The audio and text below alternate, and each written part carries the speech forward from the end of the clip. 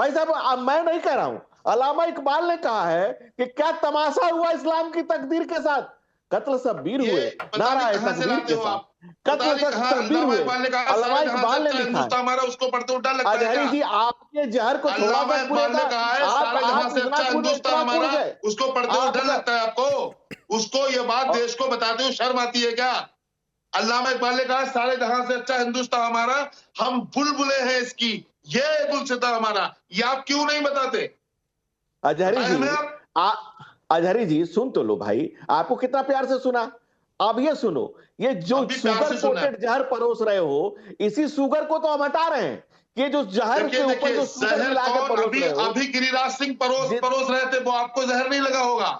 अरे ईरान में, इराक में, सीरिया में, जॉर्डन में, लेबनान में गिरिराज सिंह मुसलमानों को धमकियां दी जाती है, वो जहर नहीं क्या तरीका है भाई? अरे अजहरी जी मैं बीच में नहीं आ रहा, तो सर आपने लगातार बोलना शुरू कर दिया। अगर आपके पास कोई काउंटर था तो एक लाइन बोलकर चुप हो जाना चाहिए था। धनंजय गिरी आपको सुन रहे थे, मैं फिर भी बीच में नहीं आया कि आपकी बात हो जाए, लेकिन आपने लगातार अपना टेप ऑन कर दिया। तो सर ये सड़क नहीं है, मुसलमानों को नहीं है अजहरी, ये सड़क नहीं है, ये राष्ट्रीय चैनल है और ये बड़ी डिसिप्लिन के हिसाब से डिबेट होती है। तो अगर काउंटर करना है तो एक लाइन बोलकर शांत हो जाइए, अपनी बारी का इंतजार करिए। तो ये सड़क नहीं है और यहाँ पर डिबेट कैसे चलेगी इसका फैसला मैं यहाँ से करूंगा। तो रुक जाइए, अभी धनंजय गिरी को सुनिए। सुनने के लिए नहीं साहब बैठे हैं यहाँ पर। भाजपा का प्रवक्ता गलत बोलेगा, जवाब देगा। हाँ तो एक लाइन बोलकर शांत हो जाइए, अपनी बारी का इंतजार करिए, हाथ उठाकर इशारा करिए, लेकिन सड़क वाला तौर तरीका नहीं चलेगा यहाँ पर। बोलिए धनंजय जी। राकेश जी तो उसे छूट है, किसी को छूट नहीं है, किसी को छूट नहीं है। राकेश जी अभी तो अजहरी साहब के जहर को थोड़ा सा कुरेदा है तो इनकी बुखलाहट बढ़ गई। ये शुगर कोटेड जो जहर परोस रहे हैं, ये जो कह रहे हैं कि सारे जहां से अच्छा हिंदुस्तान हमारा, उसी अल्लामा इकबाल ने कहा कि मिल्ली तराना लिखा कि चीनो अरब हमारा, हिंदुस्तान हमारा, मुस्लिम है वतन है सारा जहां हमारा। तो मुनाफत मक्कारी और इसको बंद करिए, ये देश से गद्दारी बंद करिए। ये हिंदुस्तान सबका है और उस हिंदुस्तान शरीयत से नहीं चलेगा, ये संविधान से चलेगा। आप कहेंगे कि संविधान में हमारे हिसाब से नहीं, तो सड़क पर फैसला कर लेंगे। तो सड़क पर फैसला आप Iran, Iraq, Syria, Jordan, Lebanon कहां नहीं कर रहे हैं। ठीक है, मैं आ रहा हूं धनंजय जी, मैं आ रहा हूं। अजय जी आप बोलिए, लेकिन उससे पहले मेरे सवाल का जवाब, और मेरे सवाल का जवाब यह है कि फैसला पक्ष में नहीं तो सड़क पर उतर जाएंगे। कुछ फैसले सड़कों से भी होते हैं, ये कौन सा तरीका है भाई? दूसरी बात है कि बार बार मजहब की बात, अरे साबित करिए ना, कोर्ट में है ना वकीलों की फौज है ना, याचिकाएं सुप्रीम कोर्ट सुन रहा है ना। अभी सारी चीजों पर रोक लगाई गई है ना कि 5 मई को अगली तारीख है, तभी तक वफ़ बाई यूजर के प्रावधान, कोई नई नियुक्तियां नहीं होने वाली है, सारी चीजें देख रहा है ना सुप्रीम कोर्ट। लेकिन नहीं साहब, हमको सड़क पर उतरना है, पहले से हम मन बना कर बैठे हैं, आप जो मनाए कर लीजिए।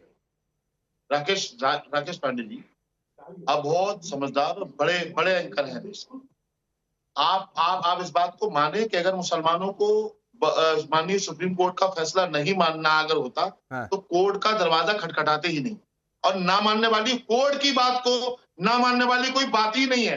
भाई हम सुप्रीम कोर्ट की बात नहीं मानेंगे तो किसकी मानेंगे बात? अरे तो अजहरी जी मैं यही तो कह रहा हूं कि पहली लाइन में सर आपको इतना नहीं बोलना चाहिए था। हमने आपसे पहली लाइन में बोल देना चाहिए था कि ऐसे मौलाना सड़क छाप है, ऐसे मौलाना देश का माहौल खराब कर रहे हैं, ऐसे मौलानाओं की मैं भर्त्सना करता हूं, ऐसे मौलानाओं का सार्वजनिक बहिष्कार हो जाना चाहिए। पहली लाइन में बोल देते बात खत्म हो जाती, लेकिन सर आपसे नहीं बोला गया।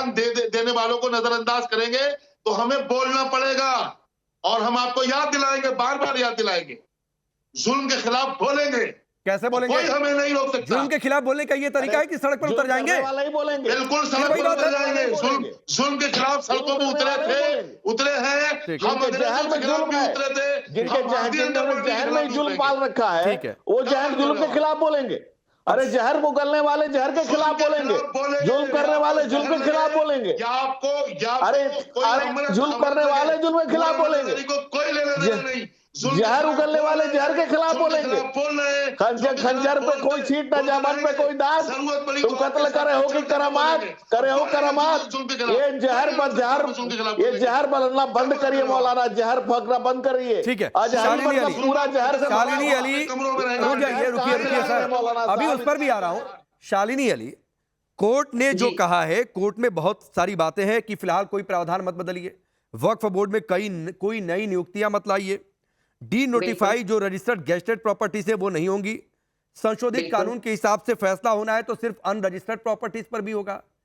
फिर भी कुछ मौलाना कह रहे हैं कि भाई सड़क पर उतरेंगे, फिर भी मौलाना अजहरी जी उनकी आलोचना करने से परहेज कर रहे हैं। राकेश जी, इतनी मतलब हिपोक्रिटिकल सिचुएशन बना दी है इन सभी मौलानाओं ने। वैसे तो कहते हैं हमारे धर्म का मैटर है, हमारे धार्मिक आस्था की बात है और हम किसी भी नॉन मुस्लिम को बोर्ड का हिस्सा बनने नहीं देंगे। और वो लोग वही लोग हैं जो कि अपने वकीलों को लेकर आए हैं, जिनका धन्यवाद कर रहे हैं, जो हिंदू हैं। तो ये तो इन लोगों ने राजनीति बहुत पहले से खेल रखी है कि वकील हम ले लेंगे, नॉन मुस्लिम कोई दिक्कत नहीं है, बोर्ड में हम किसी नॉन मुस्लिम को आने नहीं देंगे, बोर्ड में हम नॉन मुस्लिम का जमीन जायदाद भी लेने को तैयार है। और उसके बाद आप देखिए टिप्पणी इस तरीके की कि हम रोड पे निकलेंगे, हम सड़क पे निकलेंगे। भाई जरूरत ही क्या है टिप्पणी करने की? जब सर्वोच्च न्यायालय ने कोई आदेश पारित किया है और कहा है कि 5 तारीख के बाद से हम इसके ऊपर फैसला भी करेंगे, सुनवाई भी करेंगे, सब कुछ करेंगे। आप कौन होते हो बाहर लोगों को निकालने वाले? आप ऐसे भड़काऊ वाली भाषण क्यों देते हो? कल फ्राइडे है, जुम्मा है, एक और दिन होगा, तकरीरें होंगी। मतलब इंसान इबादत के दिन को इस तरीके से मैनिपुलेट करके आज से शुरू हो गया ये राकेश जी, मैनिपुलेशन इस तरीके का। ठीक है, मैं बादल देवनाथ जी जो बातें शालिनी अली ने कही हैं, तो सड़क पर उतरने का खेल तो चल रहा है और खेल आपके बंगाल से शुरू हुआ, मुर्शिदाबाद से शुरू हुआ और अभी ताजी तस्वीरें आई हैं जो हमारे सहयोगी पहुंचे, जो रिपोर्ट दिखाई, घर जल गए हैं, लोग पलायन के लिए मजबूर हो गए वहां से भी, बेतबोना से। और आप कह रहे हैं साहब क्या हो गया, कौन भड़का रहा, क्या फर्क पड़ता है? नहीं फर्क पड़ता है, कोर्ट की सुनेंगे। नहीं राकेश जी, ऐसा बात नहीं, बंगाल से शुरू नहीं हुआ, उससे पहले महाराष्ट्र में, उत्तर प्रदेश में, बहुत सारा जगह में भी एक रैली हुआ। रैली नहीं, हिंसा। मुर्शिदाबाद में, बंगाल में कभी सरकार ने ये नहीं बोला कि मुर्शिदाबाद में जो हंगामा हुआ वो बंगाल के लोग कम है लेकिन बाहर के लोग ज्यादा है। और बांग्लादेश से हुआ, सेंट्रल एजेंसी का रिपोर्ट है, वो बांग्लादेश से 4 महीना 5 महीने से ट्रेनिंग हुआ, बहुत सारे कुछ रिपोर्ट है, ये आप सब बार मैं कह रहा हूँ। तो पुलिस क्या कर रही थी? लेकिन पुलिस क्या कर रही थी? बादल देवनाथ जी आप रोक क्यों नहीं पाए? 8 तारीख से शुरू हुआ बवाल अभी तक शांत नहीं हो पाया है। उससे पहले आप जो अभी कहा ना, ये नेशनल चैनल है, तो एक नेशनल चैनल को पहले कहना चाहिए था सेंट्रल एजेंसी क्यों फेल्यूर है, जो बाहर से आक्रमण हुआ। तो बाहर से आक्रमण का मतलब रॉ फेल्यूर है, होम मिनिस्ट्री फेल्यूर है, होम मिनिस्ट्री का जो एजेंसी है वो भी फेल्यूर है, एनआईए फेल्यूर है। उसके बाद स्टेट गवर्नमेंट के हाथ में कौन रूल है, लॉ एंड ऑर्डर कौन रूल स्टेट गवर्नमेंट के हाथ में होता है, ये पहले जानना चाहिए। डिवाइड करना चाहिए, स्टेट गवर्नमेंट कौन लॉ है और सेंट्रल गवर्नमेंट का क्या है। बात ये नहीं है सर, बात ये है, ये वापस को लेके आप जो डिबेट कर रहे हैं जिसके ऊपर नहीं, मैं शालिनी अली, रुकिए, मैं बताता हूं बादल देवनाथ जी, सुनिए ना, अगर घुसपैठ हुई है तो सेंट्रल एजेंसियों की जिम्मेदारी बनती है, बिल्कुल आपकी बात सही है। लेकिन सवाल ये उठता है कि ममता बनर्जी मिलती किससे है? मौलानाओं से मिलने के लिए समय है, वहां पर जाकर तकरीरें करने के लिए समय है, आपकी प्रॉपर्टी नहीं छिनेगी ये कहने के लिए समय है। लेकिन जो हिंदू पीड़ित है उनसे मिलने के लिए समय नहीं है, उनकी खैर खबर लेने के लिए समय नहीं है, उन्हें कैंप में डालकर जिम्मेदारी छुट्टी, हटो यहां से, खास समुदाय का जिला बना देंगे। बात पहले सुनिए, आप सवाल कर रहे, बात सुनिए। तो बीएसएफ अंदर किसने क्यों दिया? बोरका पहन के जो लोग आया था बांग्लादेश से, उसको घुसने कौन दिया? तो बीएसएफ क्या कर रहा था? ये तो सवाल आएगा। लेकिन आपका जो आज का जो डिबेट है, जो सुप्रीम कोर्ट के ऊपर दबाव, लेकिन ये दबाव नहीं है सर, बिल्कुल मुस्लिम पक्ष को कोई भी मुद्दे के ऊपर कोई भी आंदोलन हो सकता है, लेकिन आंदोलन है, बंगाल में जो हुआ वो आंदोलन है, मुर्शिदाबाद में जो हुआ वो आंदोलन है, सूती नंटिता में जो हुआ वो आंदोलन है आपके हिसाब से? ये आपकी परिभाषा है आंदोलन की? आपका भाषा, आपका चिंता मेरे पर मत दीजिए। नहीं, क्यों?